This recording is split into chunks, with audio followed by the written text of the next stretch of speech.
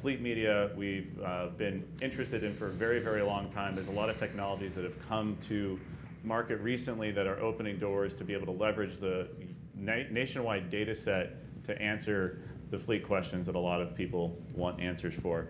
So we're going to talk about that. The way that we do audience measurement, we bring in information from all sorts of sources. We have traffic count data from Streetlytics. We have speed data. We have mobile location data coming in that helps us understand how those routes went from point A to point B. Demographic information. There's more demographic information, audience information than ever has existed. And so marrying all these pieces together with our audited database, which is growing exponentially with all these new formats, leveraging these new technologies, we have a very, very comprehensive measurement system to be able to understand audience, location measurement, every hour, any place, any roadway, by direction, throughout the entire year, which is amazing because going from an average annual weekly number to all that by hour, getting down to the individual neighborhood, very, very exciting. So there's three main categories really I want you all to think about that Geopath is focusing on. We have roadside media, which is people driving by, stationary advertising spaces. We have play space at the destination. We just had a session on that. And then fleet, where the people and the vehicles, the medium itself is moving. They're interacting with each other. And there's a lot of different fantastic types of fleet-based media. As far as building a new measurement solution for a non-audited source, there's a bunch of steps that we want to go through to make sure we're doing this. We all are in alignment on how that's being done, what's being created. First is get all the interested parties together. Many of you have had conversations with Brian Rue. Is Brian Rue in the room? Transit manager over at Geopath, has been on the phone with many folks in the room talking about what's going on. So thank you all for your patience. I know a lot of folks have been wanting this to happen. This has been a project that's been in the works for many, many years. But now we have the pieces to do it, which is really cool. So we now have the data sets to answer these questions. We have the prototype. We have the engine to answer the question of audience on any vehicle. And now we're in this process of doing this sort of iterations. We'll get into that in a sec. But then after we create the product, we're an organization before it goes to market, before it becomes the de facto currency. We need to make sure that we all agree that that is up to snuff. And then after that, becoming MRC accredited is the ultimate goal. If you don't know what the MRC is, the Media Ratings Council is the auditor of auditors, as Adrian D'Souza said last session. They are actually they were formed by an act of Congress. They are in place to make sure that ratings companies, ratings systems are not jeopardized, that aren't lying or being fraudulent in what they're providing. So, whoa. Can we go back 3 slides? We could just be stuck on that slide the entire time. Yeah. I'm cool with that. So, fleets are incredibly diverse. They're all shapes and sizes of vehicles. It could even be a pedicab driving around. They are a moving canvas, and it's a very, very interesting medium. So one of the things I wanted to get from these two gentlemen over here is about their unique medium in the fleet world. So start with you, David. What is it about the ride-sharing economy that makes that sort of dynamic fleet, that service fleet, a unique value to the advertisers at the end of the day? I'd start by saying within each given market, rideshare are going to and from all the places people want to be seen. You know, you could ask me for entertainment area of LA, and by default, rideshare is constantly coming in and out of the entertainment sector of LA. So I think it's an opportunity to have, and once more measurement is available, I think we're going to be able to tell a better story. But I think it's going to be a unique story that only something like this can create. Same question to you, Gary. What is it about these are the new double-decker buses, if you don't know the bus that was driving around here in Austin. It's a fairly new media type in the U.S. And what is it about these double-decker buses that is great for the end clients? Yeah, I mean, first I'd say the fact that we have this many people here at the last session, I'm honored. It must be Pidgeon's good looks, I'm guessing. Doubt it. Second thing I'd say is I feel like I'm the short guy in the middle seat on the plane.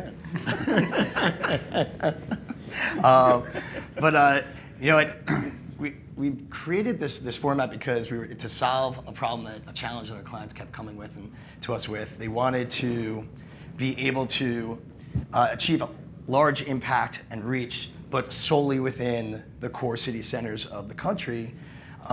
These are the types of advertisers that weren't looking to blanket an entire market or just focus on a specific intersection or two. And I think that's really where the double-deckers fit within the scalable media mix. It all started in Las Vegas, which is the way I like to start any story I talk about. But it was when the Vector won the public transit bid in 2005. And with that came 120 double-decker buses, the only public transit system with double-deckers on it. And one of the things that was interesting was that in order to accommodate the ridership, the city put those double-deckers only on the most traveled thoroughfares in the market, including the Strip, which was obviously the most desired and most requested from us, from our clients. And we were just moving into Vegas, and really our best relationships were national brands coming from New York and LA and Chicago, and they gravitated towards it. And I think it's because there was just such limited amount of inventory with that guarantees that large impact. So I think that has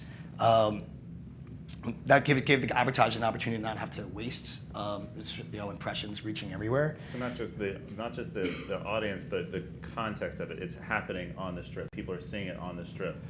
Right, and then when we noticed that actually held true in every single market of the hearts of the city centers in every market across the country. So we started going to New York, and there's 150 double-deckers there. Next in Chicago, which we're happy is the first Geopath rated market, just came out last week. We're really excited about, and now we're happy to be able to bring the only national network coast to coast of 17 double-decker markets across the country. I'd say that the best opportunity though that I'd say that I was thinking about is that these are fixed line routes. In the largest cities, so by the nature of their business, the buses, they're going to the most desired neighborhoods, the top retail thoroughfares, and the most popular venues, and they're literally bringing visitors to those places. So I think that makes for a very unique format because it actually can be bought strategically against a specific audience. So that's what we're excited about today.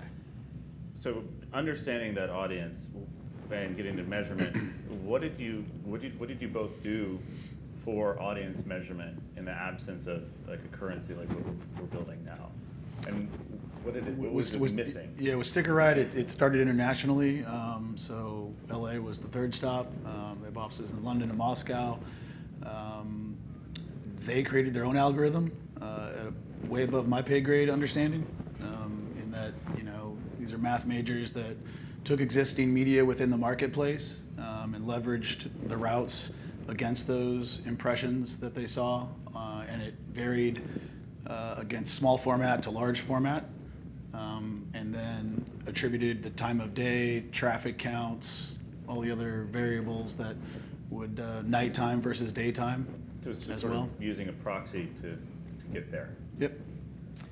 And then we've been testing a lot of different measurement tools, GPS-enabled beacons. We're even testing cameras on the sides of the buses for facial recognition to reach the sidewalks. But fleet media it's unique. It's unique to public transit because of the fact that you can specifically target an audience and try to engage with an audience. But up to this point, it's been difficult for us to be able to provide the ammunition to the planners and the buyers. To be able to plan for that particular audience and then also to be able to show the results that they successfully engage with them. So I think this is where the double deckers will now have an opportunity, or the brands will have an opportunity to be able to connect that with the audience with the vehicle and who they're hitting at the right time. And so that kind of bringing it back to like what our objective here, and we talk about step one, why do we need measurement? It's because there was such fragmentation within the fleet industry or what people were using as a proxy or using a circulation count and not accounting for notice. And this actually kind of gets into the idea of MRC accreditation. If you read the current standards, the idea of an audience impression for out of home is in the contact zone with dwell and notice, meaning we can't just count the people that were in the venue. We can't just count all the people that drove by the vehicle. We have to count how many people actually connected with that medium. That's the audience that is consuming the actual messages, and that's what we need to quantify. And so, dead again. There we go.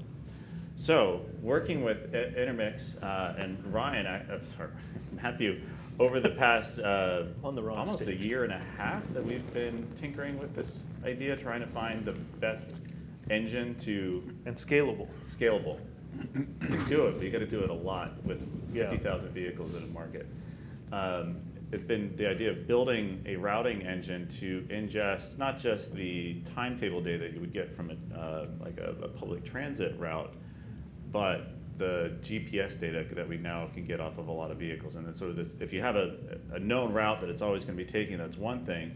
But in the case of David's fleet, we don't know where they're going. They're at the whim of the service of the clients that are calling the vehicles. So having a predictive number is one thing. You can sort of aggregate all of the GPS data and all the trips to create audience for like an average vehicle. But if someone wants to say, well, what did my campaign do? You need to be able to process all of that information and have a record for every single vehicle. And that's what we have been working on. And that's what Matthew and I have been really tasked with solving, which is creating this routing engine. We would describe sort of like the concept of why was that such a hurdle, and what is it that has occurred over the past couple of years that allows that to be done with the mass that we're about to be throwing at it? Yeah, I mean, for people wanting to get into the details, we can go kind of crazy, but it's really, there's a massive kind of problem of scale when you think about every single roadway nationwide, about 70 or 80 million roadway segments all connected in unique ways. And so when we started looking at individual markets, we were able to build something for Chicago or even build something for New York. But getting this nationwide footprint in this kind of giant in-memory database that's able to respond in real time to GPS points coming in that are messy and scattered. We think that this is perfect, but you really kind of learn. It's hard as we're in Manhattan a lot, watching kind of like where your Uber is as he's coming to you, jumping block to block. Oh, he's almost here. Nope, he's still 2 blocks away or whatever. That's the data that we're coming in and kind of streaming into this system. And so trying to contextualize that against a roadway network to actually understand, okay, here's the most likely route that's happening in real time and here's where they are, and then tying that back to the Streetlytics databases to pull all of the volume information for pedestrians and vehicles and then match that back to their home locations.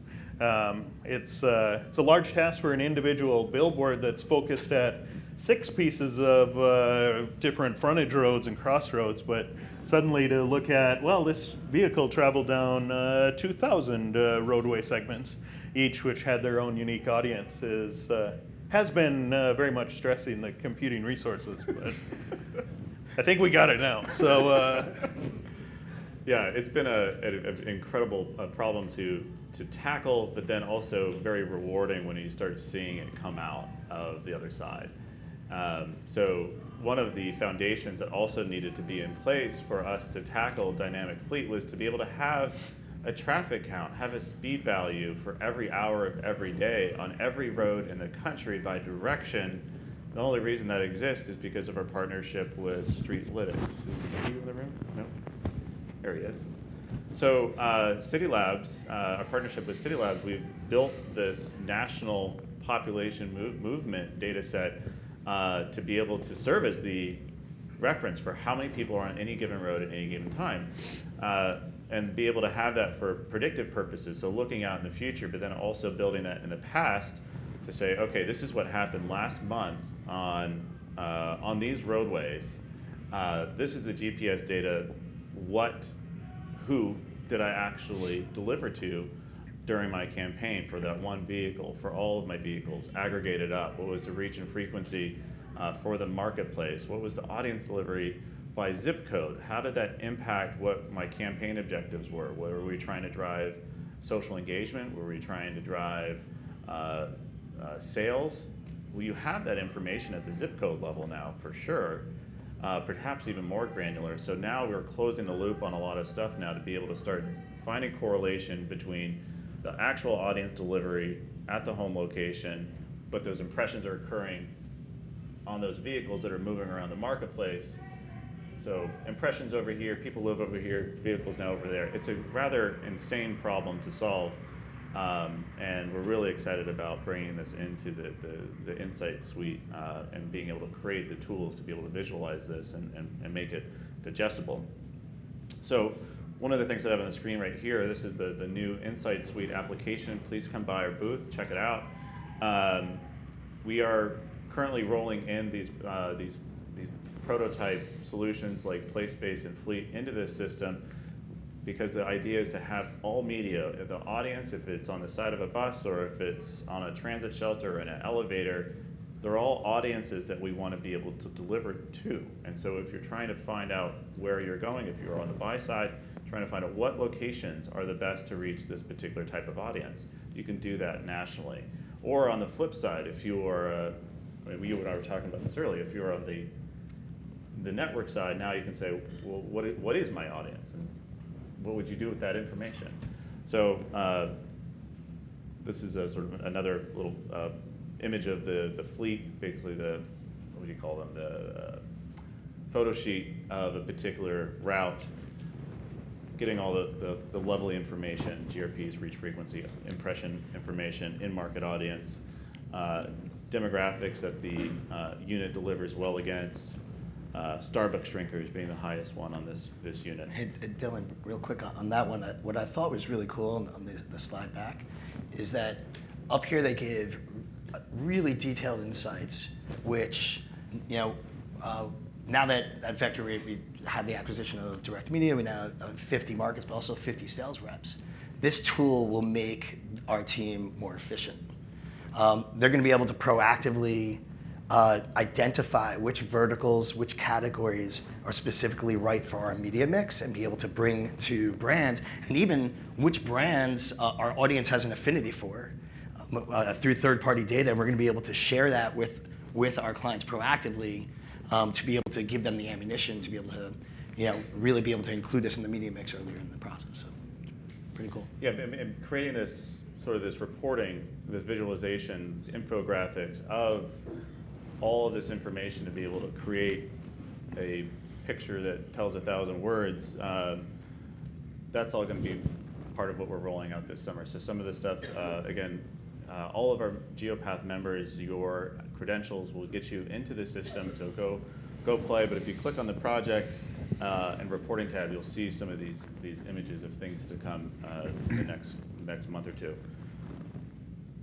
So let's talk about something that comes out of all of this. As Gary said, they've got these new double-decker buses up in Chicago. Why don't you talk about the Verizon campaign? Sure. So Verizon was looking for trying to reach a specific audience and engage with people that actually use competing cell phone providers for acquisition mode. They also wanted to reach people that were early adopters in tech, that also during the shopping season maybe heading to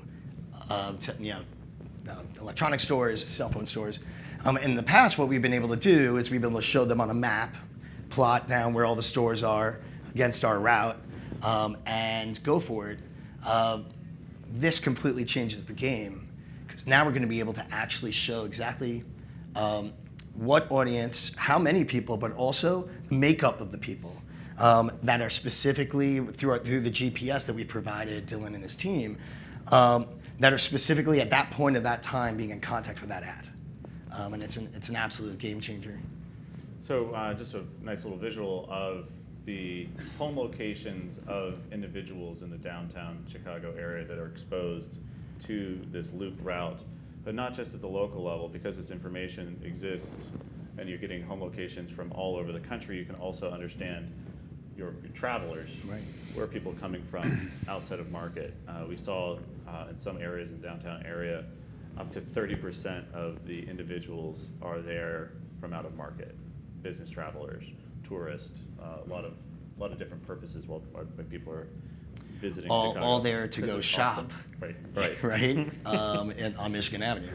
So with this now existing as a data resource to be able to share on the buying and planning side, how is this going to change your conversation with a client like Verizon? Well, it makes us all be able to have a smarter dialogue, right? Gives us a chance also to speak the same language as the other disciplines, throughout the entire advertising industry. And when that happens, for everyone in this room and for all of us, this gives us an opportunity to be a part of the planning process much earlier at the earlier stages, which will then give us an opportunity to gain market share versus all the other advertising mediums. So I think this is really the next step in evolution of our industry, and the chance for us to communicate with the planners and with the strategists all together as a team, to be able to let them know that this data is now provided and it's now available, and we can actually have this conversation much earlier in the process, which should be a much more strategic way of using at a home for brands. So we also ran some information for Los Angeles. So you had a pretty significant campaign. You want to tell us about the campaign in LA? I can't tell you too much because of this, little clause in the contract that says don't provide too many details. But no, we did a Netflix campaign in Los Angeles with 50 vehicles, and I think, from what I know, from what we track, we've got our own back end. We've got, an online dashboard that the client can access 24/7.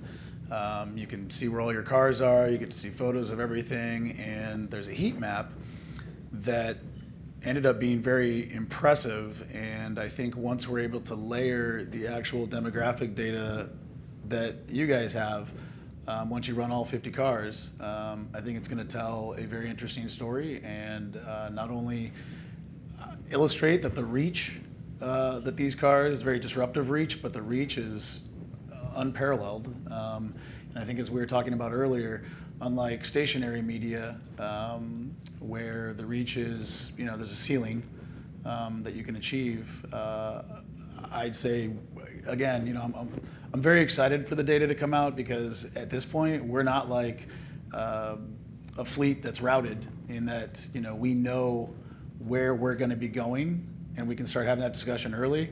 We're in a position where we need to wait for advertisers to work with us and give Sticker Ride a shot, and then we build all of this data that you're collecting, so that eventually someone can come in and say, oh, wow, look at what these 100 drivers did in Los Angeles or Austin, Texas, or anywhere. And if they're rideshare drivers, it's going to replicate itself, because anyone opens up their rideshare app at any place around Austin, and you're going to see where most of the rideshare drivers are, and that sort of and this again was limited to the data we collect and the impressions that our algorithm. But in this event, fortunately, Netflix was not interested in all of the data that supported it. It was more of a stunt campaign that trended very well on social media, and generated a lot of social media activity because of the content on the vehicle. If anyone's not familiar with the show American Vandal on Netflix, You can imagine, if you're familiar with that, what the content was. We'll just On the leave it at that. cars. On the cars, yeah. Yeah, and believe it or not, the client thought we'd have a hard time getting 50 drivers to sign up. We had to turn people away. Something about being associated with Netflix and a campaign, no matter what the content is, had people pretty excited. So. Very cool. Very cool. So, what's next?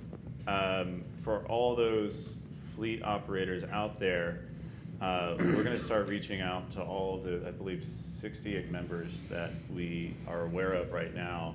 If we haven't established a communication channel through you, if you haven't reached out to Brian or myself, we need to start that conversation right now, because we are now outside of the prototype process, and we are now working to build this iterative process to collaborate on what does this look like inside the system. How are we visualizing routes next to dots on a map next to the play space? What's the how do we create a visual that's unique to the nature of fleet-based media? So there's a lot of fun steps that are coming next. And outside of that, I think the other next step is to get some questions. Great. I think we have time for about one or two, so if anybody has questions. Dylan, you were extremely thorough. Oh, just when you thought, yeah. So I have a question more so on the private fleet side. So when you think about, really large brands who might have fleets of, I don't know, 15,000 or so trailers, when you think about like the Walmarts of the world that has pretty large trailers and tractor ratios, how would private fleets, brands like that, be able to leverage something like this? Thank you for bringing that up, because I totally forgot to bring up delivery trucks, long-haul freight trucks. The long-haul freight, big rig trucks have some new legislation that has required that every single cab have GPS in it to be able to make sure that drivers are not driving 20 hours a day. And they are actually in a very fantastic position to start monetizing the canvas on their trailers. And so I'm really curious. We've talked with a couple of big brands that have a lot of beverage delivery trucks about what value would this be for your econometric modeling. If you go around New York City, some of the largest billboards you'll see are the Coca-Cola trucks driving on the street. And they're parked there and they're getting tickets while they're delivering stuff, but it's worth it because everyone's seeing it and they're delivering, so it's sort of cost of doing business. But we can now take that delivery vehicle over the life of the truck and understand the audience exposure to that. How does that fit back into your media mix model? So that's going to be really fun. We've had some very interesting truck skirts, the sort of aerodynamic modifications of trucks that are also of the trailers that are also becoming more common. Lots of fun things that are going to be monetized. You see triggering on the tops of things like taxi tops, digital fleet, so many moving